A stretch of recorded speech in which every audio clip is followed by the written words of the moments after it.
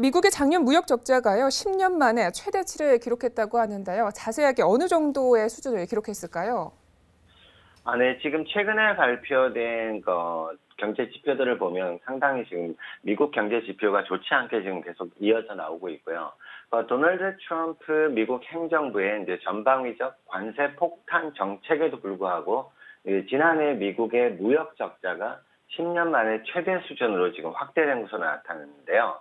지금 대중 무역 적자는 역대 최고 수준을 이제 경신하는 이제 그런 모습까지 보이는 안 좋은 상태고요. 그다음에 트럼프 행정부의 관세 및 그리고 재정 지출 확대 정책이 무역 적자 확대라는 이제 부메랑으로 돌아올 것이라는 경고가 현실화된 이제 그런 셈인데요. 작년에 계속적으로 이런 경고들이 계속 이어져 나왔고, 제 개인적 의견으로서도 작년 말이나 그리고 올해 상반기에 그런 현상이 나타날 수 있을 거라고 예상을 했는데 지금 그게 현실적으로 나타나고 있다라고 보여지고요. 미국 상무부는 지난해 이제 상품이나 서비스 그리고 수지 적자가 전년 대비해서 12.4% 늘어난 6,210억 달러에 달하고 기록했다고 이제 밝혔고요. 또 이것은 이제 글로벌 금융 위기의 직격탄을 맞았던 지난 2008년도에 7,090억 달러 이후에 10년 만에 최대 수치인 것으로 전해지고 있습니다.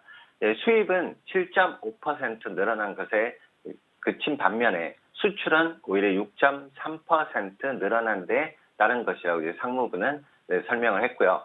특히나 서비스 부문을 제외한 미국의 작년 상품 수지 적자가 8,913억 달러로 역대 최고 수준을 이제 찍었다고 발표를 했고요. 이와 관련해서 워싱턴 포스트는 243년의 역사상 최대 규모의 적자라고 썼습니다.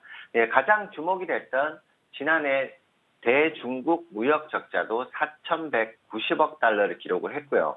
2017년보다도 11.6%나 늘어난 역대 최고치를 또 갈아치운 그런 결과고요. 대중 수출은 7.4%의 줄어든 반면에 수입은 오히려 6.7% 증가를 했다는 것이고요.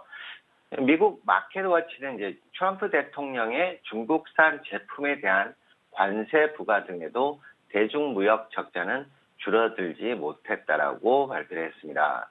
자, 미국의 무역 적자 규모 확대는 트럼프 행정부의 감세 정책 그리고 재정 지출 확대로 인해서 풍족해진 소비자들이 대거 외국산 제품을 사들인 데 따른 그런 현상으로 보여지고 있고요. 여기에 미국 중앙은행인 연방준비제도의 기준금리 인상 기조가 달러화 강세를 부추겼다는 얘기고요. 또 이는 또 곧 미국인들의 구매력 확대로 이어진 점도 한몫한 것으로 풀이가 되고 있습니다. 자, 적자 규모 축소를 공언을 해왔던 트럼프 대통령 입장으로서는 체면을 이제 구기게 됐다는 이제 분석이고요. 이와 관련해서 AP통신은 트럼프 대통령의 핵심 공약이 결과적으로 훼손된 셈이라는 그런 지적을 하기도 했습니다. 자, 무역 적자는 국내 총생산, 즉 GDP의 증가율에 마이너스 요인으로 작용한다는 게 정석적인 그런 설이고요. 실제로 미국의 지난해 4분기 성장률은 2.6%로 전분기 3.4%보다도 큰 폭으로 이제 떨어진 그런 결과를 낳았고요. 월스트리트 저널에서는 적자 규모 확대는 미국의 올해 GDP 지표에 부정적인 영향을 미칠 것이라고 예상을 하기도 했습니다. 자, 결과적으로 작년에 이런 감세 정책이라든지 무리한 그런 공약 실행을 위한 트럼프 행정부의 그런 조금은 무모한 그런 정책이 현실적으로 지금 나타나고 있다고 보여지고요. 감세 정책이라든지 이런 무리한 변수들이 결국은 또 다른 부분에서 거기에 나타난 그 세금의 줄어든 그 부분은 또 다른 곳에서 어차피 또 공백을 메워야 되는 그런 현상이 나타나다 보니까 부정적인 그런 결과들도 지금 계속해서 이어지고 있고, 더군다나 특히나 이번 주에 그런 경제 지표들을 봤을 때도 결코 좋은 결과가 나온 일부 지표를 제외하고는 전체적으로 지금 악재가 계속해서 나오고 있는 그런 상태로 보여지기 때문에요. 지금 미국, 중국의 그런 무역 결과가 좋게 나온다 하더라도 결과적으로는 실 내용을 따져보면은 올 한 해가 중국이라든지 미국 결과적으로 글로벌 경기에도 좋은 예상을 하기는 어렵다고 보여지기 때문에 이 부분 여러분들이 투자에 꼭 참고하시길 바라겠습니다.